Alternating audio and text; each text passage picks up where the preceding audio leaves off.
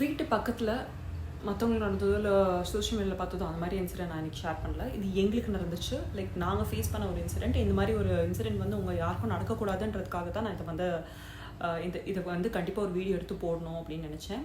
தயவு செஞ்சு இந்த வீடியோவை உங்கள் அம்மா அப்பாங்களுக்கு வீட்டில் இருக்க பெரியவங்களுக்கு முக்கியமாக காமிங்க.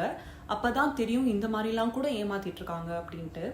எங்கள் வீட்டு பக்கத்தில் வந்து எங்கேருந்தோ ஏதோ ஒரு கடையில் வேலை செய்கிறவங்கன்னு சொன்னாங்க, தெரியல. ஆனால் என்ன பண்ணாங்கன்னா ஒரு 10 ரூபா சோப் எட் வந்து வித்துட்டு இருக்கும் போது அந்த சோப்புக்குள்ளே ஏதாவது கூப்பன் இருந்துச்சுன்னா உங்களுக்கு வந்து கேஸ் ஸ்டவ் கிடைக்கும், இல்லை மளிகை பாத்திரம் கிடைக்கும் அப்படின்லாம் சொல்லிட்டு இருந்தாங்க. மிக்சி கிடைக்கும் இப்படிலாம் சொல்லிட்டு இருந்தாங்க. ஸோ நீ இந்த 10 ரூபா கொடுத்து இந்த சோப்பு வாங்கி பாருங்கள், உள்ள கூப்பன் இருந்துச்சுன்னா உங்களுக்கு கிடைக்கும் அப்படின்னாங்க. அப்புறமா பார்த்தா அதே மாதிரி கூப்பன் இருந்துச்சு எங்கள் அம்மா வாங்கின 2 சோப்லேயும். எனக்கு என்ன டவுட்டாக இருந்துச்சுன்னா அது எப்படி வந்து எங்கள் வீட்டு பக்கத்தில் ஒரு 10 பேர் வாங்கினாங்க வச்சுக்கோங்களேன், 10 பேரில் ஒரு 8 பேருக்காவது அந்த கூப்பன் இருந்திருக்கும் உள்ள. அது எப்படி வந்து அந்த மாதிரி அடிக்கும் அப்படின்னு பார்த்தா அவங்க வந்து அந்த பாத்திரத்தை வந்து ஃப்ரீயாக கொடுக்கல. லைக் என்ன அமௌண்ட்டோ அதில் ஒரு டிஸ்கவுண்ட் கொடுத்து அது கொடுக்குறாங்க. அதுவும் பெரிய பிராண்ட்லாம் கிடையாது, ஓரளவுக்கு சின்ன சின்ன பிராண்டு தான் அவங்க கொடுக்குற ப்ராடக்ட்ஸ்லாம். ஓகேவா? ஸோ இப்படி இருக்கும்போது ஒரு தடவை என்ன ஆயிடுச்சு, இதே மாதிரி தான் ஒரு ஆளுங்க சோப் விற்கிறதுக்காக வந்தாங்க ஒரு தடவை. அப்பயும் எங்கள் அம்மாவுக்கு வந்து கேஸ் ஸ்டவ் ஏதோ ஒன்று கிடச்சிது. சூர்யா கம்பெனின்னு நினைக்கிறேன், தெரியல. லைக் சூர்யா கம்பெனியோட ப்ராடக்ட் வந்து இவங்க விற்கிறாங்க. ஓகேவா? இந்த மாதிரி நடந்துச்சு. அப்போ தான் யோசிச்சேன், என்னது இது ஏதோ சரியாக இருக்கிற மாதிரி தெரியலையே அப்படின்னு பார்த்தா எங்கள் அம்மா கூப்பன் அடிச்சிச்சு. அப்போ எங்கள் அம்மா வந்து அந்த கேஸ் ஸ்டவ்வையும் வாங்கிட்டாங்க. அதுக்கப்புறம் பார்த்தா எங்கள் அம்மாவோட ஃபோன் நம்பரு, அதுக்கப்புறம் வீட்டு அட்ரஸ் இதெல்லாம் வாங்கிட்டு போனாங்க. அப்போ எங்கள் அம்மா கிட்ட வேறு விசாரிச்சிருக்காங்க, இந்த மாதிரி உங்கள் பசங்க என்ன பண்ணுறாங்க, எங்கே ஒர்க் பண்ணுறாங்க, அப்படிலாம் ஐடியா இந்த மாதிரிலாம் கேட்டிருக்காங்க. நான் சொன்னேன், இதெல்லாம் எதுக்குமா வந்து உங்ககிட்ட கேட்டுட்ருக்காங்க, இது ஏதோ சரியாக இருக்கிற மாதிரி எனக்கு தெரியலையே அப்படின்னு. சரி, ஏதோ எங்கள் அம்மா அந்த கேஸை இதை கொடுத்துட்டு கேஸ்க்கான காசு கொடுத்துட்டு அந்த கேஸையும் அந்த ஸ்டவ்வையும் வாங்கி வச்சுக்கிட்டாங்க. ஒரு நாள் என்ன ஆயிடுச்சு, இந்த ஆளுங்க வந்து எங்கள் அம்மாவுக்கு ஃபோன் பண்ணி இந்த மாதிரி வந்து அந்த லக்கி ட்ரா நாங்கள் போட்டு பார்க்கும்போது அதில் வந்து உங்களுக்கு தான் அடிச்சிருக்கு, உங்களுக்கு வந்து இந்த மாதிரி ஸ்கூட்டி விழுந்திருக்கு மேடம் அப்படின்னு சொல்லியிருக்காங்க. எங்கள் அம்மா என்ன பண்ணாங்க, இது நிஜமாவே உண்மைன்னு நம்பிட்டு சரி சார் எட்டு வந்து கொடுங்க சார் அப்படின்னு சொல்லும்போது, நீங்கள் வந்து உங்களோட ஆதார் கார்டு இது பண்ணணும், நாங்கள் இந்த வண்டி உங்களுக்கு ஃப்ரீ தான், பட் அங்கேருந்து நீங்கள் எட்டு வந்து கொடுக்குறோம்ல உங்கள் வீட்டுக்கு, ஸோ அதுக்கான காசை மட்டும் நீங்கள் கொடுக்குற மாதிரி இருக்கும் அப்படின்னோடனே எங்கள் அம்மா அதுக்கான காசு கொடுக்குமா, எவ்வளோ கொடுக்கணும் அப்படின்னோடனே 16,000 ரூபாய் ஏதோ சொல்லியிருக்கு. 16,000 ரூபாய், ஆமாம் 16,000 சொல்லியிருக்காங்க. அப்போது எங்கள் அம்மா சரி நீங்கள் எட்டு வந்து கொடுங்க, அதுக்கப்புறம் நாங்கள் கொடுக்குறோம் அப்படின்னோடனே, இல்லை மேடம் நீங்கள் அந்த 16,000 நீங்கள் அமிச்சாதான் வந்து நாங்கள் எட்டு வந்து கொடுப்போம் அப்படின்ட்டு இருக்காங்க. ஸோ வேறு வழியே இல்லாமல் அவங்க ரொம்ப உண்மை மாதிரி பேசினாங்க. அதனால வந்து அந்த 16,000 அமுச்சிட்டாங்க. அதுக்கப்புறம் என்ன ஆயிடுச்சுன்னா, அனுப்பணும்ல, நாங்கள் என்ன சொன்னோன்னா, உங்களோட ஆதார் கார்டும் எங்களுக்கு அனுப்புங்க, ஏன்னா வந்து நீங்களானே எங்களுக்கு தெரியாதுல்ல அப்படின்னு சொல்லிட்டு எங்கள் அம்மா வந்து அவங்களோட ஆதார் கார்டும் வாங்கி வச்சுட்டு அந்த ஃபோட்டோ அமுச்சு வச்சுருக்காங்க. அதுக்கப்புறம் எங்கள் அம்மா வாங்கி வச்சுட்டு அதுக்கப்புறம் எங்கள் அம்மா 16,000 அமுச்சு வச்சுருக்காங்க. அதுக்கப்புறம் வண்டி வருதுன்றாங்க, ஆனால் வரவே இல்லை, வண்டியே வரல. ஓகேவா? அதுக்கப்புறம் எங்கள் அம்மா இந்த மாதிரி நடந்துச்சு அப்படின்னு சொல்கிறாங்க. அதுக்கப்புறம் நாங்கள் ஃபோன் பண்ணி இந்த ஆளை பிடிக்கணும்னு பார்க்குறோம், ஃபோன் பண்ணுறோம், ஃபோனை எடுக்கவே இல்லை. அதுக்கப்புறம் என் நம்பர்லேருந்து பண்ணுறேன், அப்பயும் எடுக்கல.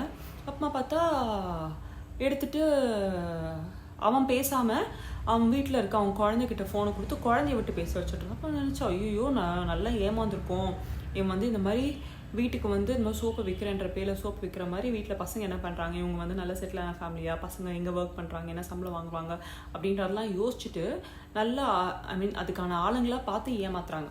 அப்புறமா என்ன ஆயிடுச்சு, இது எதுவும் பண்ண முடியல. இப்போ ஃபோன் பண்ணிகிட்டே இருக்கும், மாற்றி ஃபோனை இது பண்ண முடியல. ஃபோனே எடுக்க மாட்டுறாங்க. நானும் என்னென்னவோ மெசேஜ் அனுப்புகிறேன், பட் எதுக்குமே ரெஸ்பான்ஸ் இல்லை. சரி இது வேலைக்கு ஆகாது அப்படின்னு சொல்லிட்டு தான் நான் வந்து போலீஸ் ஸ்டேஷன் போய் கம்ப்ளைண்ட் பண்ணேன். போலீஸ் ஸ்டேஷன் போய் கம்ப்ளைண்ட் பண்ணும்போது அவங்க நாங்கள் ட்ராக் பண்ணுறோம் அப்படின்னு சொன்னாங்க. அதுக்கப்புறம் சரி இன்பிட்வீனில் நம்மளும் இந்த அமௌண்ட் போயிடுச்சு, இந்த மாதிரி ஒரு இன்சிடென்ட் நடந்திருக்கு, ஃபர்தராக வேறு எதுவும் நம்ம அக்கௌண்ட்லேருந்து போகக்கூடாது அப்படின்றதுக்காக நான் போய் இப்போ எங்கள் அம்மாவோட பேங்க்கில் போய் கம்ப்ளைண்ட் பண்ணி இந்த மாதிரி சொல்லும்போது அவங்க என்ன சொன்னாங்க, நீங்கள் இது மாதிரி அமௌண்ட் அனுப்பிச்சிருக்கீங்கன்னா நீங்கள் உடனே வித்தின் 1 or 2 hours வந்து நீங்கள் எங்களுக்கு இன்ஃபார்ம் பண்ணியிருந்தீங்க, இன்டிமேட் பண்ணியிருந்தீங்கன்னா அந்த அமௌண்ட் உங்களுக்கு நாங்கள் ரிவர்ஸ் பண்ணியிருப்போம் எப்படியாவது, அந்த மாதிரி ஃப்ராடாக இருக்காங்க அப்படின்ற பட்சத்தில், அதனால் நீங்கள் இன்ஃபார்ம் பண்ணியிருக்கணும் அப்படின்னா சொன்னேன். இந்த மாதிரி எதுவும் பண்ண முடியல. சரி அவங்களோட அக்கௌண்ட் டீட்டெயில்ஸ் எந்த அக்கௌண்ட்டுக்கு வந்து நாங்கள் அமைச்சிருக்க காசு போச்சுன்னு தெரிஞ்சாலாவது கொஞ்சம் யாருன்னு கண்டுபிடிக்கிறது கொஞ்சம் யூஸ்ஃபுல்லாக இருக்கும்ல அப்படின்னு சொல்லி பார்க்கும்போது, அது வந்து எங்கேயோ திருநெல்வேலியில் இருக்கிற ஒரு அக்கௌண்ட் ஒரு பர்டிகுலர் பேங்க் அக்கௌண்ட்டுக்கு வந்து அந்த காசு போயிருக்கு அப்படின்னு சொல்லிட்டு காமிச்சிச்சு. அதுக்கப்புறம் அந்த டீட்டெயில்ஸ் எடுத்துகிட்டு போய் நாங்கள் போலீஸ் ஸ்டேஷன் போய் காமிக்கும் போது அவங்க என்ன சொன்னாங்க, நாங்கள் வந்து இதுக்கான ஸ்டெப்ஸ் வந்து நாங்கள் எடுத்துகிட்ருக்கோம், ஃபர்தராக என்ன பண்ண முடியுமோன்னு பார்த்து பண்ணுவோம் அப்படின்னு சொன்னாங்க. அதுக்கப்புறம் பார்த்தா எங்ககிட்ட பேசினவன் வேற, அவன் நம்பர் கொடுத்தான் பார்த்தீங்களா, அந்த கொடுத்த ஆள் வந்து வேற ஒரு லேடி, அவங்க அக்கௌண்ட்டுக்கு வந்து காசு அனுப்பி சொல்லியிருக்காங்க. அதுக்கப்புறம் பார்த்தா அங்கே போயிட்டு நாங்கள் வந்து ட்ராக் பண்ணுறோம், ஏதோ பண்ணலான்னு போலீஸ் ஸ்டேஷன் வந்து இது பண்ணால் பார்த்தா அவங்க வீட்டு அட்ரஸ் அந்த அக்கௌண்ட் டீல்ஸ் கொடுத்துருக்காங்களா, அது எல்லாமே ஃபேக்கு. அதுக்கப்புறம் அவங்க ஒரு ஃபோன் நம்பர் கொடுத்துருக்காங்க, அந்த ஃபோன் நம்பர் வச்சு அவங்கள ட்ராக் பண்ணணும்னு பார்த்தா இங்கே நார்த் சைடு போகுது கால். புரியுதா? இது வந்து யாரோ ஒருத்தர் 2 பேர் பண்ணுற விஷயம் இல்லை, இது ஒரு பெரிய கும்பலாகவே இந்த மாதிரி வந்து ஏமாத்திட்டு இருக்காங்க அப்படின்றது அதுக்கப்புறம் தான் தெரிய வந்தது. அதுக்கப்புறம் போலீஸும் இப்போ அதுக்கான ஸ்டெப்ஸை வந்து எடுத்துகிட்டு இருக்காங்க.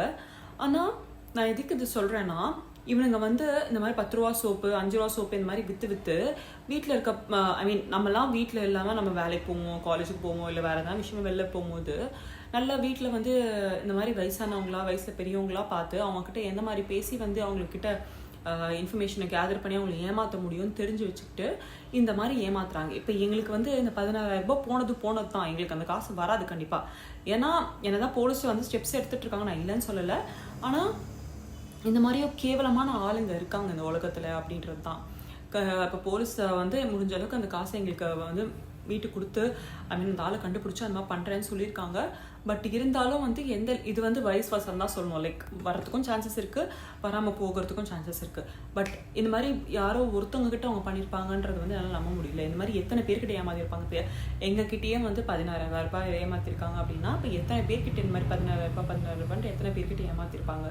16,000 ரூபாய் ஏமாத்திருக்காங்களா, இல்லை சில பேருக்கு கார் கொடுக்குறேன்னு சொல்லிட்டு காருக்கான ட்ராவல் அலவன்ஸை வாங்கினாங்களா, இல்லை என்னன்னு தெரியல எனக்கு. ஸோ இந்த மாதிரியான விஷயங்கள் நிறைய நடக்குது. தயவு செஞ்சு வீட்டு பக்கத்தில் வந்து ஏதாவது கூப்பன் கிடைக்குது, இல்லை ஏதாவது பொருள் வாங்கினீங்கன்னா உங்களுக்கு பாதி அமௌண்ட்டில் கொடுப்போம் அப்படின்னு சொல்லிட்டு தயவு செஞ்சு உங்கள் ஆதார் கார்டு இன்ஃபர்மேஷனோ, இல்லை உங்கள் வீட்டில் இருக்கவங்க ஃபோன் நம்பர், வீட்டில் இருக்க பசங்களை அவங்க என்ன ஒர்க் பண்ணுறாங்க, உங்கள் வீட் டீட்டெயில்ஸ் எதையுமே வந்து தெரியாத யாரோ ஒரு 3வது மனுஷங்கிட்ட யார்கிட்டையுமே அதை பற்றி பேசாதீங்க.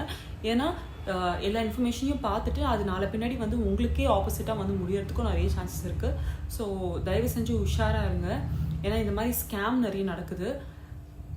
இதெல்லாம் எங்கே போய் முடிய போகுதுன்னு தெரியல. நான் ஏமாந்தது இந்த விஷயத்தில் அது வந்து நாங்களாக மட்டும் இருக்கட்டும். தயவு செஞ்சு இந்த வீடியோ உங்கள் வீட்டில் இருக்கவங்களுக்கோ இல்லை உங்களுக்கு தெரிஞ்சவங்களுக்கோ எல்லாருக்கும் அமுச்சு விட்டு ஃப்யூச்சரில் அவங்களும் ஏமாறாமல் இருக்கணும். கொஞ்சம் உஷாராயிரு. வீட்டு பக்கத்தில் எங்கேயோ ஒரு சோப் கிடைக்குது, சோப் கொஞ்சம் காசு கம்மியாக கிடைக்குது அப்படின்ற ஒரு விஷயத்துக்காக நீங்கள் யோசித்து ஏதாவது ஒன்று பண்ணிங்கன்னா நல்லா ஏமாந்து போய் நிற்பேன் அப்படின்னு சொல்லிட்டு இந்த வீடியோ போட்டு காமிங்க. அப்போ தான் வந்து அவங்களுக்குலாம் புரியும்.